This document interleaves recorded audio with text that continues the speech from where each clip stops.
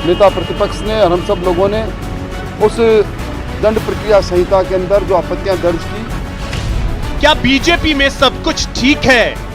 कैलाश मेघवाल जी ने अपनी बात कही, इसको भारतीय जनता पार्टी के अंदर किसी प्रकार के टकराव के रूप में ही नहीं देखना चाहिए, ये उनका व्यक्तिगत विचार था। सत्य या सियासत? नमस्कार, आप देख रहे हैं न्यूज 18 राजस्थान। आपके साथ मैं हूं अभिषेक। कहा जाता है जिनके घर शीशे के होते हैं वो दूसरों के घर पर पत्थर नहीं फेंका करते। ये कहावत आज भाजपा पर बिल्कुल चरितार्थ होती दिखी। भाजपा अक्सर कांग्रेस में गुटबाजी का दावा करती रही है और खुद को एक संगठित पार्टी बताती रही है, लेकिन इस दावे की पोल तब खुल गई जब सदन की कार्यवाही के दौरान भाजपा विधायक कैलाश मेघवाल ने खुलकर एक संशोधन विधेयक का समर्थन किया, जिसका पार्टी विरोध कर रही है। अब सवाल यह है कि आखिर इसके पीछे कारण क्या है? मेघवाल ने पार्टी लाइन से इतर जाकर सरकार का साथ क्यों दिया? क्या भाजपा का फ्लोर मैनेजमेंट फेल हो गया? क्या पार्टी में गुटबाजी चरम पर है? आज प्राइम डिबेट में चर्चा इसी मुद्दे पर। अब इसमें प्राइम डिबेट के प्राइम सवाल की अगर बात कर ली जाए तो सबसे पहला सवाल यह है कि सत्य का साथ या सियासत की बात। सवाल नंबर 2, पार्टी का फ्लोर मैनेजमेंट क्या फेल हो गया? और सवाल नंबर 3, इनका दिल जलाने को उनकी दिलजोई। तो इन्हीं सवालों के इर्द गिर्द हम चर्चा करेंगे। गेस्ट पैनल से सबसे पहले परिचय करवा दूं, हमारे साथ जुड़ रहे हैं राम नारायण मीणा जी, कांग्रेस नेता हैं। बहुत स्वागत है राम नारायण जी। साथ ही हमारे साथ जुड़ रहे हैं बीजेपी से सुरेश गर्ग जी। सुरेश जी, बहुत स्वागत आपका। और हमारे साथ जुड़ रहे हैं मिथिलेश जैमिनी जी, वरिष्ठ पत्रकार। मिथिलेश जी, आपका भी बहुत स्वागत है न्यूज 18 राजस्थान पर। सुरेश जी, सबसे पहले आप ही के पास आ रहा हूं। क्या हुआ सर? ऐसा लग रहा है जैसे मैनेजमेंट फेल हो गया। अभिषेक जी, ऐसा कुछ भी नहीं है। क्यों इस तरह का इश्यू बनाया जा रहा है? कांग्रेस के अंदर हालत देखिए ना, कांग्रेस की स्थिति क्या है।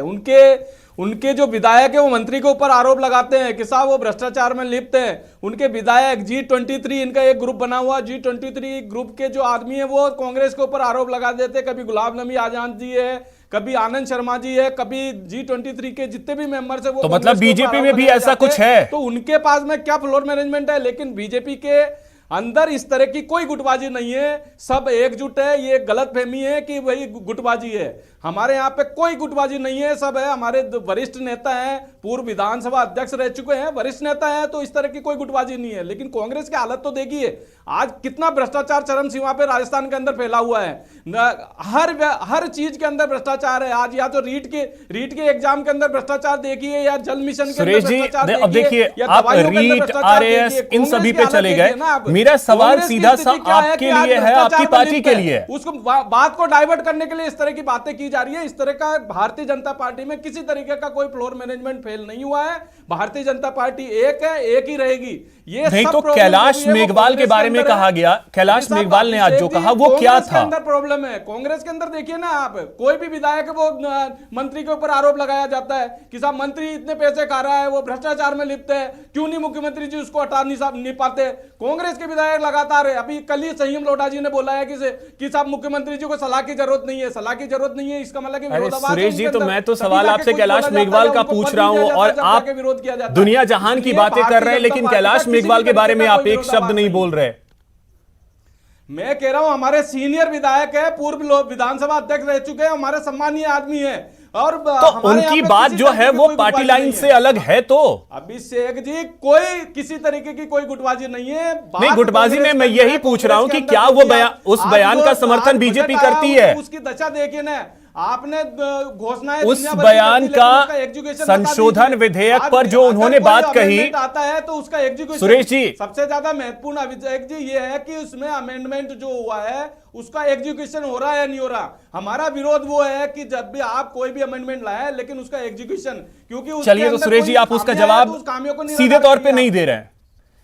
क्या पार्टी उनके बयान का समर्थन करती है, उनके साथ है, हां या ना? अभिषेक जी, मैं ये कहना चाहता हूं, पार्टी एक है, एक रहेगी। कहीं पे भी हमारे यहाँ पे कोई विरोधाभास नहीं है। हमारे सीनियर लीडर है कैलाश मेघवाल जी, किसी तरीके का कोई विरोधाभास नहीं तो है। उनके बयान के साथ पार्टी खड़ी है। मैं कह रहा हूं कि ये सब चीजें कांग्रेस की देन है। कांग्रेस के अंदर चीजें होती है, वहां उनके विधायक आरोप लगाते रहते हैं मंत्रियों के ऊपर। कांग्रेस के अंदर ये चीजें होती है, भारतीय जनता पार्टी। चलिए ठीक है सुरेश जी, नहीं है। अब रामनारायण जी, आपके लिए तो आज का दिन बल्ले बल्ले हो गया।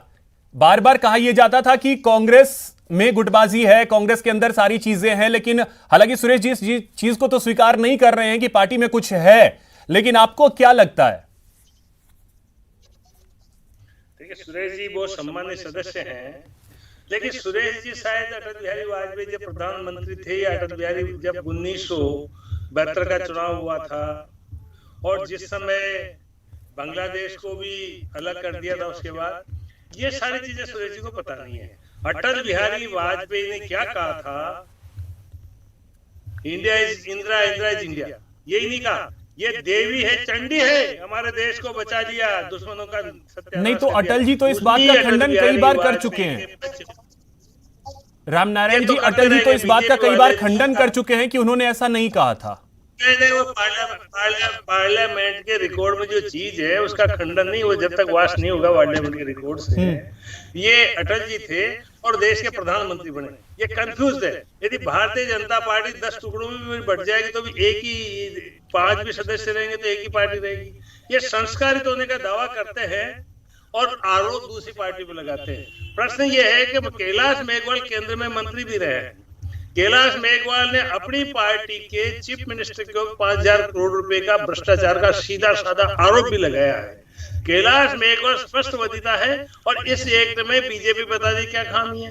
यदि कानून को दुरुस्त किया जाता है, मुलजिमों के खिलाफ कोई एक्ट पास होता है ताकि वो उसका डाउट का फायदा नहीं उठा सके, तो कैलाश मेघवाल ने यही तो कहा है कि अच्छा कानून हमें लाना चाहिए था, आप ला रहे हो। यदि कोई अच्छी बात करता है उसके बारे में बोलना चाहिए। अब इनको तो विरोध करना है। आज बीजेपी कोई अच्छा काम करती है तो उसका विरोध नहीं करना चाहिए। प्रजातंत्र का तरीका ये नहीं है कि सामने वाला ठीक काम करे उसका विरोध करे। हमें उसका स्वागत करना चाहिए, विकास में भी सहयोग करना चाहिए, कानून में भी सहयोग करना चाहिए। और आज जो कुछ हुआ वो ठीक वाले बीजेपी वाले किसी तरह से पार्टी को तोड़ने पे, बीजेपी संस्कारित पार्टी नहीं रही है। कहने को संस्कारित है, कांग्रेस में एका है और ये कहना संयम लोढ़ा निर्दलीय विधायक है, ये सही है कि उसको डिवाइजर बना रखा है। उसी बात को बार बार रिपीट करना मेरे समझ के बाहर है। जितना अच्छा बजट आया, भाजपा ने कभी एक भी लाइन की खिलाफत नहीं की। अनावश्यक पैसा कहां से आएगा ये मुख्यमंत्री जाने। पिछली दफा की भी उन्होंने 85% घोषणाएं पूरी की है कोविड होते हुए भी, और हमें उम्मीद है कि मुख्यमंत्री जी इस बार भी पूरे बजट को सही करेंगे। तो आज का जो मसला एक और चीज है रामनारायण जी, जब कैलाश मेघवाल आज आपके समर्थन में खड़े हुए तो कैलाश मेघवाल तो अच्छे हो गए, लेकिन जब वो विरोध करते हैं तो तुरंत में बुरे हो जाते हैं। फालतू की बातों का कभी विरोध नहीं करते। कैलाश मेघवाल इनकी तरह नहीं है, बड़बोला नहीं है। कैलाश मेघवाल सीनियर लीडर हैं। अब इनको लीडर ऑफ ऑपोजिशन यदि कैलाश मेघवाल को बनाते तो आज बीजेपी का फ्लोरमेंट सही होता। और वो किसी के खिलाफ नहीं बोलता है, न वो महाराणा प्रताप के खिलाफ बोले, न किसी राजा महाराजा के खिलाफ बोले। वो सबका सम्मान करते हैं।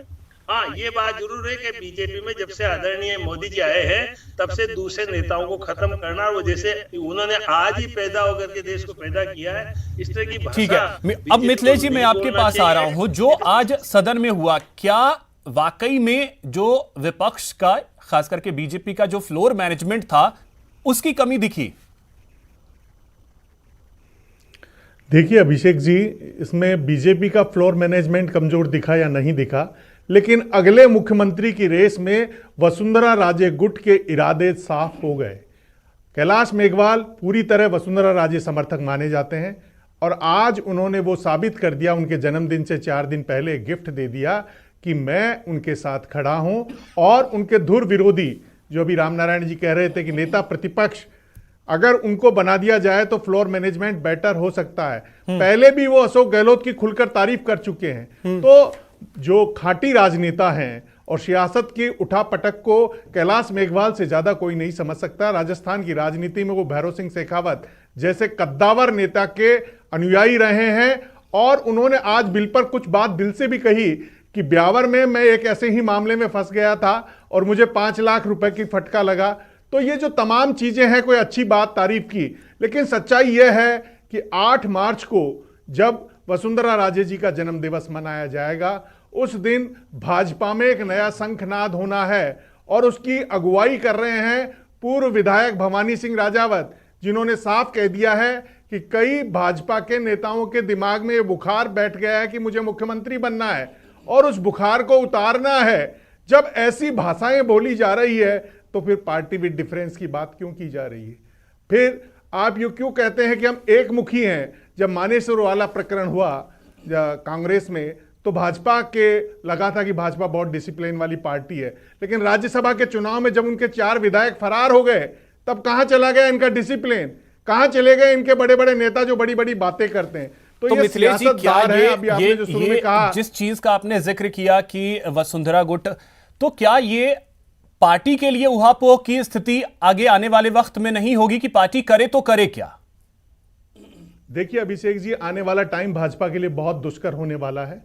जिस तरीके से सीबीआई की जांच रीट पर आज भाजपा चुप है, क्योंकि आज आप कैलाश मेघवाल को कह रहे हैं अगर ये रीट के मुद्दे में आज तक ये डीपी जारोली की मांग सदन में नहीं उठा पा रहे, जिस दिन बजट के दिन वसुंधरा जी की मौजूदगी में अशोक गहलोत ने कहा कि आप बहुत डिसिप्लिन में, आपकी मौजूदगी में चुप रहते हैं, उसके बाद से लेकर आज तक इन्होंने नहीं पूछा कि एसओजी ने जारोली को क्यों नहीं पकड़ा। क्योंकि अगर रीट के मामले में भी बीजेपी दो फाड़ थी, किरोड़ी लाल मीणा भी भैरव सिंह शेखावत के अनुयायी माने जाते हैं, उनको ही अपना वो लीडर मानते हैं। वो जब अकेले मांग कर रहे थे तो नहीं थी, जब हवा पकड़ गई, लेकिन उसके बाद में लगा कि हमारे हाउस में ही विधायक फटने वाले हैं, हाउस में ही रीट के मामले में बीजेपी में दो फाड़ होने वाली थी, इसीलिए रीट के मुद्दे को छोड़ दिया। अब ये भले हाईकोर्ट की दुहाई दे, कुछ भी दे, लेकिन सच्चाई यह है कि भाजपा के अंदर कुछ अलग पक रहा है, भाजपा के अंदर कुछ अलग चल रहा है। और पार्टी अगर इस चीज को स्वीकार नहीं करेगी तो जो वो पक रहा है उसे कैसे रोक पाएगी? कहा बजट के सुरेश दिन मैं शेर शायरी नहीं करता था, ठीक है, मैंने आपसे सीखा है। सुरेश जी, अगर देखिए समस्या हर पार्टियों में होती है, समस्या को अगर आप स्वीकार नहीं करेंगे तो उसका समाधान कैसे निकालेंगे? और क्या आपको लग रहा है कि पार्टी इस वक्त उस समस्या की ओर ध्यान नहीं दे रही है जो धीरे धीरे नासूर ना बन जाए? अभिषेक जी, भारतीय जनता पार्टी के अंदर किसी भी तरीके का विरोधाभास नहीं है। अगर विरोधाभास है तो वो कांग्रेस के अंदर है। आप देखिए सचिन पायलट के लिए गहलोत जी ने क्या क्या शब्द बोले थे, नकारा है, आवारा है, ये सचिन पायलट के लिए इन्होंने बोले थे। इनके नेताओं के ऊपर कितने अनाप शनाप आरोप अगर मुख्यमंत्री जी लगाते हैं तो वो कहां पे चीज आती है? अब जहां तक सीबीआई जांच की बात कर रहे हो तो ये तो हमने कल भी विधानसभा के अंदर उठाया है कि रीट के एग्जाम को सीबीआई जांच कराए। कैसे कह रहे हो कि भाई सीबीआई की जांच को हमने विड्रॉ कर लिया या हमें उसकी मांग नहीं कर रहे? कल भी विधानसभा के अंदर हमारे जो प्रदेश अध्यक्ष जी है उन्होंने मांग की है कि इसकी सीबीआई जांच होनी चाहिए। किस तरह से अभी रीट लेवल 1 का जो रिजल्ट आया उसके अंदर आप देखिए मैक्सिमम बच्चे जिनके मैक्सिमम मार्क्स आए वो भरतपुर साइड के आए हैं। ऐसा कभी हुआ है कि वन साइडेड रिजल्ट आता हो? एक ही क्षेत्र के लोग पास हुए हैं, यानी कि रीट 1 के अंदर भी घोटाला हुआ है। तो ये घोटाले हो रहे हैं, उससे डाइवर्ट करने के लिए इस तरह की बातें की जाती है। लेकिन भारतीय जनता पार्टी में किसी तरीके का विरोधाभास नहीं है।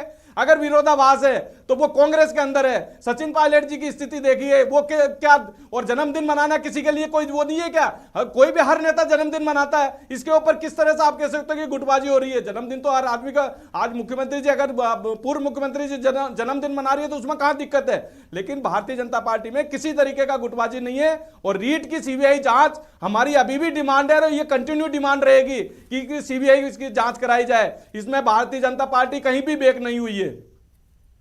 ठीक है, अब एक चीज राम नारायण जी मैं आपसे समझना चाहूंगा। देखिए बात यह है कि अगर आज कैलाश मेघवाल समर्थन कर रहे हैं तो क्या वाकई में ये जो संशोधन है उसका समर्थन है, या वाकई में जिस तरीके से मिथिलेश जी ने बोला कि दो फाड़ जो चीजें दिख रही हैं उसकी तरफ ध्यान देते हुए कैलाश मेघवाल का यह समर्थन आपकी पार्टी के लिए है? यानी सत्य या सियासत? नहीं, प्रश्न ये है कि बीजेपी को बिना कांग्रेस का नाम लिए, क्योंकि राम का नाम इन्होंने छोड़ दिया है, सवाल कैलाश जी मेघवाल ने विधानसभा में क्या कहा, क्यों कहा, उसका मायना क्या है? क्या बीजेपी का फ्लोर मैनेजमेंट फेल है, या ये मीटिंग करके डिस्कशंस नहीं करते इस मुद्दे पे क्या करना है? सब अपनी अपनी अपनी डबली अपना राग बजा रहे हैं। कैलाश मेघवाल बहुत अनुशासित व्यक्ति है, इसने भैरव सिंह जी से अनुशासन सीखा है और अटल जी के साथ इन्होंने मंत्रिमंडल में ये सहयोगी रहे हैं। इसलिए कैलाश मेघवाल, इससे स्पष्ट होता है कि कैलाश मेघवाल से इन्होंने इसका विरोध करना है, क्योंकि एक्ट जो था, अमेंडमेंट जो है वो बिल्कुल सही है। आप उसको किसी कानूनी दृष्टि से देख लीजिए तो उसमें अपन को अमेंडमेंट में कोई अमेंडमेंट करना था, किसी क्लोज को करना था, बीजेपी को कहना था। इसलिए कैलाश मेघवाल ने जो कुछ कहा, इसके बावजूद भी क्योंकि ये जो लीडर्स है, अभी जो अपने आप को सो कॉल्ड लीडर्स बोल रहे हैं, leader opposition and deputy leader वगैरह, ये जैसे गर्ग साहब कह रहे थे, ये केवल वसुंधरा जी ही इनको दिख रही है और वसुंधरा जी का 8 तारीख दिख रही है, और ये मानते हैं कि कैलाश मेघवाल उनके साथ है। वो कहा कैलाश मेघवाल है, वसुंधरा जी भी बीजेपी के है, हम तो उनको बीजेपी के मानते हैं। और यदि वसुंधरा नहीं आए सामने तो बीजेपी वैसे ही धराशायी हो रही है। इसलिए उसमें प्रश्न ये नहीं, प्रश्न ये है कि कैलाश मेघवाल तो क्या कांग्रेस भी ये चाहती है कि वसुंधरा राजे सामने आए? नहीं, वसुंधरा राजे सामने आएगी और वही मजबूत कैंडिडेट है, वो उसी के आधार में बीजेपी वोट ले सकती है। लेकिन कांग्रेस इतनी मजबूत है कि कांग्रेस की सरकार आइंदा बन रही है, कोई भी शासन का जो होता है इतने दिनों का शासन के खिलाफ भावनाओं कहीं जनता में नहीं है। और मुख्यमंत्री जी ने जिस तरह से बजट दिया, जिस तरह से राजस्थान काम हो रहा है, आज यूपी में जाइए जातवाद फैल रहा है, राजस्थान वो चीज नहीं है। मध्य प्रदेश में जाइए किसानों को मारा जा रहा है, ठीक है रामनारायण जी। अब मिथिलेश जी, एक चीज अब मैं आपसे ये चीज समझना चाहूंगा सीधे तौर पे कि जो कैलाश मेघवाल ने कहा, क्या वाकई में उस सत्य का समर्थन या वाकई में, या ये जो बयान है वो सियासी ही है? देखिए अभिषेक जी, सियासतदारों की जुबान से कभी भी सत्य निकल जाए उस दिन बारिश बहुत तेज आएगी। सियासतदार हर कीमत पर अपनी सियासत को साध कर अपना जो साइलेंट मैसेज होता है उसी को साधने के लिए बयान देता है। कोई भी सियासतदार सत्य के लिए राजनीति नहीं करता। एक गांधी जी थे जिन्होंने सत्य के प्रयोग लिखा है।